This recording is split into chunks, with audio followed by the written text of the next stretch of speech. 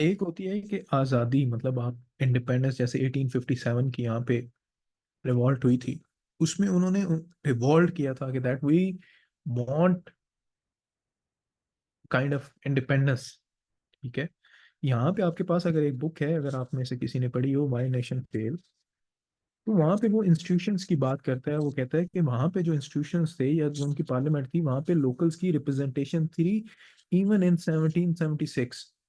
और यहाँ पे कब आती है? 1919 में, जब चेम्सफोर्ड रिफॉर्म्स आती हैं वहाँ पे। सो उसमें क्या हुआ कि आपके पास जो 13 इनिशियल कॉलोनीज थी, जिसमें आपके पास न्यू जर्सी था, डेलावेयर था, मैरीलैंड था, वर्जीनिया था, नॉर्थ कैरोलिना था, साउथ कैरोलिना था, जॉर्जिया था। उसने क्या किया कि उन्होंने ये डिसाइड किया कि जो हम ये है इसको खत्म करेंगे। अब इसके पीछे क्या था कि सबसे पहले स्टैम्प एक्ट आए, जिसको हम आगे डिटेल में भी देखेंगे। फिर उसके बाद टाउन शेड, जो प्राइम मिनिस्टर था, उसने डिफरेंट एक्ट पास किए। फिर उसमें बॉस्टन मैसाकर है। ठीक है। फिर टी एक्ट ऑफ 1917 है, जो नोट्स में भी आपको मिल जाएगा, 1773। फिर डिफरेंट आपके पास नेविगेशन एक्ट है। अब लास्ट टाइम जब मैंने आपसे बात की थी तो मैंने आपको ये बताया था कि 7 ईयर वॉर जो थी, वो बेसिकली आपके पास एक चेंजिंग मोमेंट था। जिस तरह वर्ल्ड वॉर 1 के बाद हम देखेंगे कि पूरी दुनिया का जो टेरिटोरियल मैप है वो चेंज हो गया था। उस टाइम पे इन्होंने यहाँ पे डेट आना स्टार्ट हो गया, क्योंकि इन्होंने वॉर लड़ी थी। आपको पता है war is a costly business. ठीक है। सो वहां पे क्या हुआ कि इन्होंने स्टैम्प एक्ट, इन्होंने कहा कि कोई भी अगर आप चीज बना रहे हैं तो उस पे स्टैम्प एक्ट आएगा, स्टैम्प ड्यूटी ड्यूटी लगेगी गवर्नमेंट की तरफ से। फिर वो टाउन शेड ने डिफरेंट आपके पास एक्ट पास किए वहां पे, जो प्राइम मिनिस्टर था उनका। अब इसमें क्या हुआ कि आपके पास जो बॉस्टन मैसेकर है, वो आपके पास एक इंपॉर्टेंट इवेंट है that led towards American revolution. ये ब्रिटिश सोल्जर अमेरिकन कॉलोनियलिस्ट के दरमियान एक ऐसा इवेंट था, पिवटल इवेंट था, that reshape the American history. जिसमें क्या था कि आपके पास जब हैवी टैक्सेशन हो रही थी, ये स्टैम्प एक्ट और टाउन एक्ट की वजह से, तो उन्होंने क्या किया कि ब्रिटेन ने अपने जो मिलिट्री ट्रूप्स हैं उनको वहां पे लेके आ गए। ब्रिटेन के लॉज एंड ऑर्डर्स को वहां पे इम्पोज करना स्टार्ट, यानी मोर स्ट्रिक्टनेस लगाना स्टार्ट कर दी। तो उसमें क्या हुआ कि I guess that was on March 5, 1770। 17 है आपके पास, March 5, 1770। उसमें क्या होता है कि आपके पास जो कलोनियलिस्ट थे, कस्टम हाउस बना हुआ था वहां पे, जहाँ पे ये अपनी ब्रिटिश जो है वो सारी चीजें रखते थे। सो वहां पे उन्होंने क्या प्रोटेस्ट करना स्टार्ट कर दिया। उसके बाद स्नो बॉल्स मारना स्टार्ट कर दिया, और उनके दरमियान क्या हुआ कि आपस में जो है वो कन्फ्रंटेशन होना स्टार्ट हो गई। और उसके नतीजे में क्या हुआ कि आपके पास इसी कन्फ्यूजन में जिस तरह चलती हैं वहां पे गन फा, जैसे यहाँ पे जलियांवाला मैसाकर हुआ था, वहां पे आपके पास ये बोस्टन मैसाकर को इस तरह से वो देखते हैं। सो वहां पे उस टाइम पे क्या था कि आपके पास जो कैप्टन थॉमस प्रेस्टन था, वो आता है और वो यहाँ पे ऑर्डर करता है जी इन सबको मार दो। उस अटैक के नतीजे में आपके पास कुछ अफ्रीकन थे, फिर उसके बाद लोग थे वो मरना स्टार्ट हो जाते हैं। सो उस वजह से क्या हुआ कि आपके पास हॉस्टिलिटी इंक्रीज हो गई, और उन्होंने कहा कि they are not, they doesn't belong to us. So और वहां से एक मूवमेंट स्टार्ट हो जाती है। फिर उसके बाद क्या होता है कि आपके पास नेविगेशन एक्ट आते हैं। ये भी सीरीज ऑफ एक्ट थे जिनका पर्पस क्या था कि वहां पे आपके पास ले क्या, जो ट्रेड है उसको क्या किया जाए, प्रॉपरली रेगुलराइज किया जाए। जिसमें उन्होंने कहा कि आपके पास जितनी भी गुड्स आएंगी, गुड्स इंपोर्ट होके कॉलोनीज में और transported between British colonies, had to be carried on British ships. ठीक है। वन, और ship build in British colonies. कि यानी इसका मकसद ये था कि जो भी ब्रिटिश की शिपिंग इंटरेस्ट है कॉलोनियल ट्रेड से, वो क्या हो कि आपके पास फायदा हो उनको। फिर उसके बाद उन्होंने एक लिस्ट बनाई, इन्यूमरेटेड लिस्ट। ठीक है जी। इनमेरेटेड लिस्ट क्या थी कि आपके पास एक ऐसी लिस्ट थी जिसमें उन्होंने कहा कि जी टबाको टबैको है, शुगर है, इंडिको है, ये सिर्फ और सिर्फ आप क्या कर सकते हैं, या तो ब्रिटेन में इसको एक्सपोर्ट कर सकते हैं, या फिर ब्रिटेन की कॉलोनीज और वहां से इसको प्रोसेस करके दुनिया में लेके आ जाए। जैसे तंबाकू था, शुगर था, इंडिको था। फिर उन्होंने क्या किया कि एक कॉलोनियल प्रोहिबिशन एक्ट लेके आए। ठीक है, मैन्युफैक्चरिंग प्रोहिबिशन एक्ट। ठीक है, कि उसमें कहा कि आपके पास जो भी आयरन एक्ट भी इसको कहा जाता था, इसका क्या था कि आपके पास जो expansion of colonial iron iron works है, यानी जो भी आयरन प्रोडक्ट्स बनेंगे उसमें it aim to reserve the production of iron goods for British manufacturers and prevent the colonies from developing their own industry, कि अपनी इंडस्ट्री को डेवलप ना कर पाए। फिर उसके बाद रॉ आयरन अगर लेके आ रहे हैं तो वो सिर्फ रॉ आयरन ही रहेगा, वो आपके पास नहीं होगा। फिर डिक्लेरेटरी एक्ट था कि जो अमेरिकन कॉलोनीज हैं उन पे ये जितने भी लॉज ऊपर वाले बन रहे हैं, जैसे टाउनशेड एक्ट है जिसमें आपके पास वो दूसरा है, सो वो क्या था कि आपके पास वो सारे के सारे अप्लाई होंगे, जिसमें बॉस्टन टी पार्टी वाला was an other important event, जिसमें कलोनियल इसने जो टी है वो बॉस्टन हार्बर में 16 दिसंबर 1773 को कर दी। सो ये क्या थे कि ये सारा का सारा बैकग्राउंड था जिसमें ये सारा कॉन्टेक्स्ट डेवलप हो रहा था। अब मुझे बताएं किसी को समझ ना आई हो यहाँ तक, या हैंड रेज करें जिसको समझ आ गई है।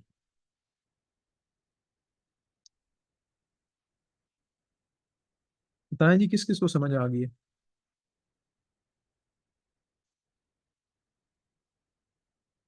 और किसी को नहीं आई। कॉलोनियल मैन्युफैक्चरिंग प्रोहिबिशन एक्ट था कि यानी आप कोई चीज कॉलोनीज में मैन्युफैक्चर नहीं कर सकते। ईशा, सादिया, जनेरा, जुबैर, वकार।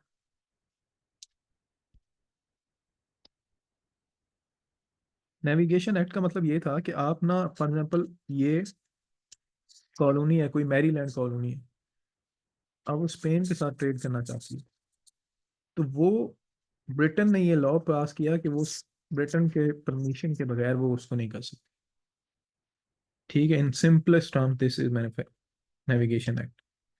अच्छा, उसमें कोर्स ऑफ एक्शन क्या होता है कि आपके पास कांग्रेस ऑफ फिलाडेल्फिया 1774 में स्टार्ट होती है, और 4 जुलाई 1776 को वो डिक्लेरेशन ऑफ इंडिपेंडेंस जो है वो डिक्लेयर कर देते हैं, जो कि प्राइमरीली किसकी तरफ से बनाया गया था, अपना जो थॉमस जेफरसन थे। इसमें कुछ बैटल्स हुई थी जिसमें लेजिंगटन था, कनकॉर्ड था, बंकर हिल।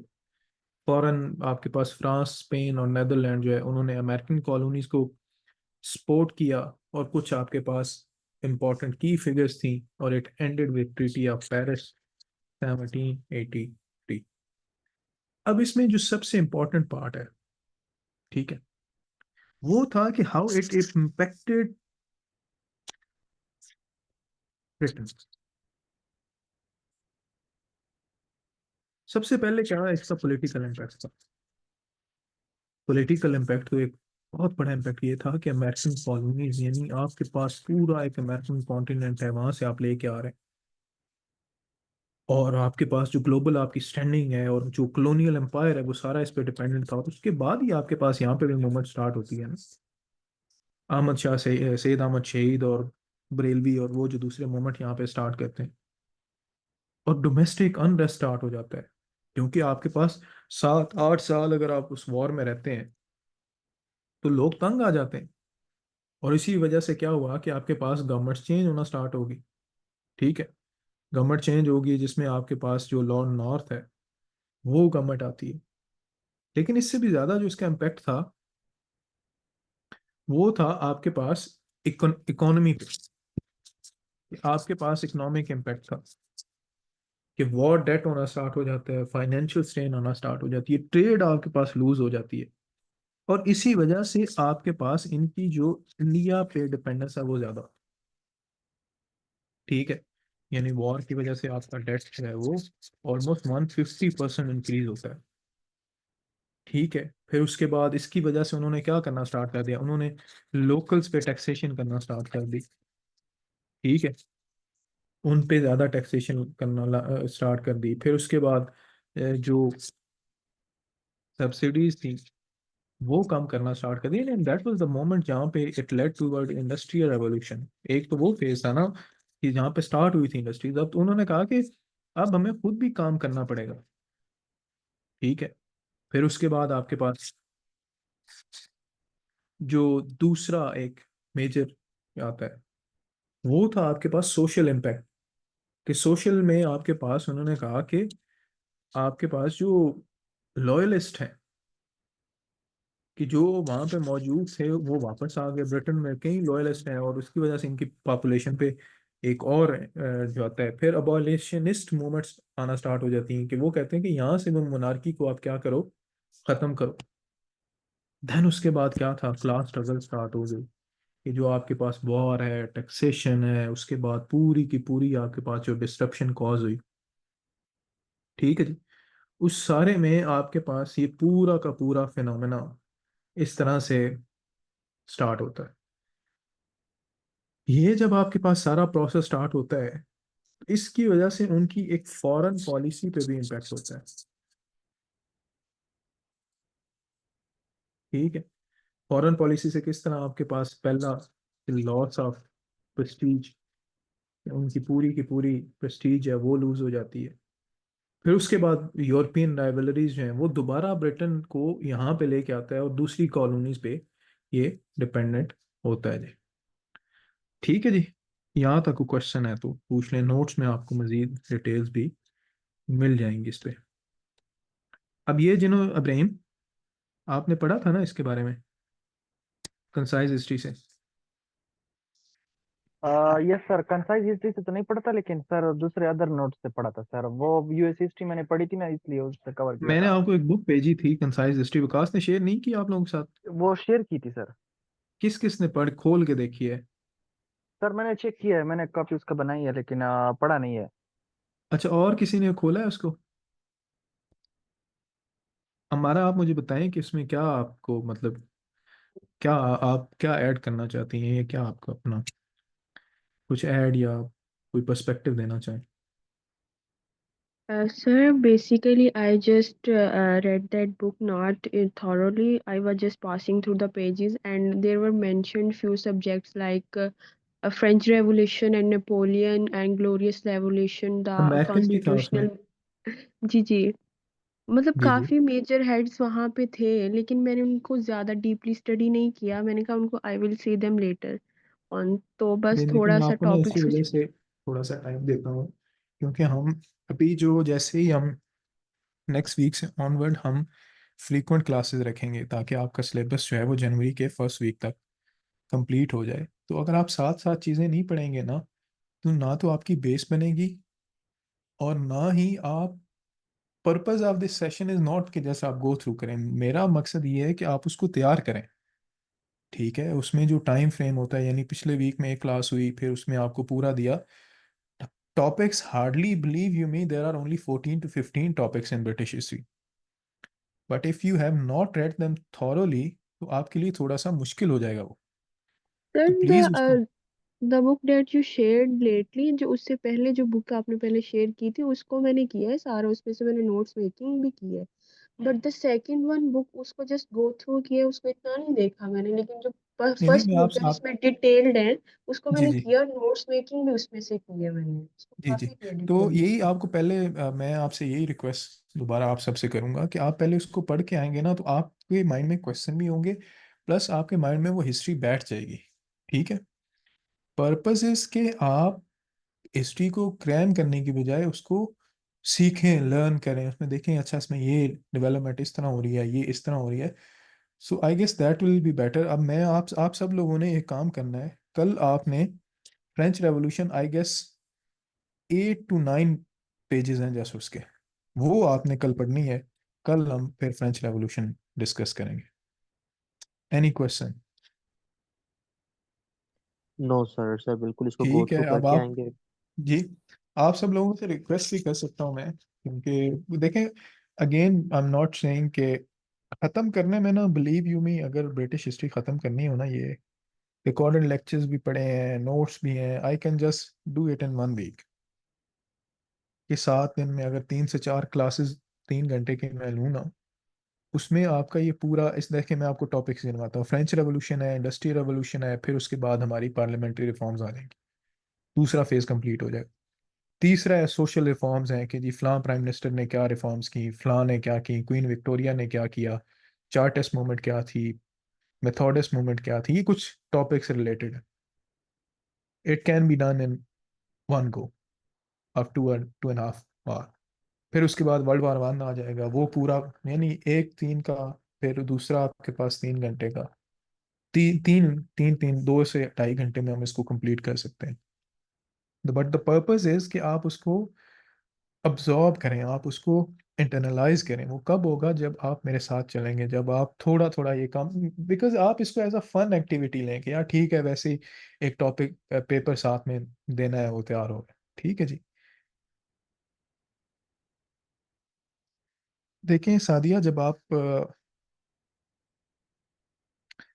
आप देखें ना, डिप्रेशन कब आता है, या आप ओवरडू कर रहे होते हैं, या फिर आप कम कर रहे होते हैं। मॉडरेट वे में चलें, ज़्यादा एक्सपेक्टेशंस ना रखें, just do your best and do not worry कि यार क्या हो रहा है, ठीक है। एंड जस्ट बिलीव दैट कि इंशाल्लाह हो जाएगा, दैट्स ऑल। बाकी इसमें और कोई hard and fast fast rule नहीं, बस थोड़ा थोड़ा slow and steady wins the race. ठीक है जी, कल पढ़ें इसको, फ्रेंच रेवोल्यूशन, इंशाल्लाह कल बात करते हैं फिर।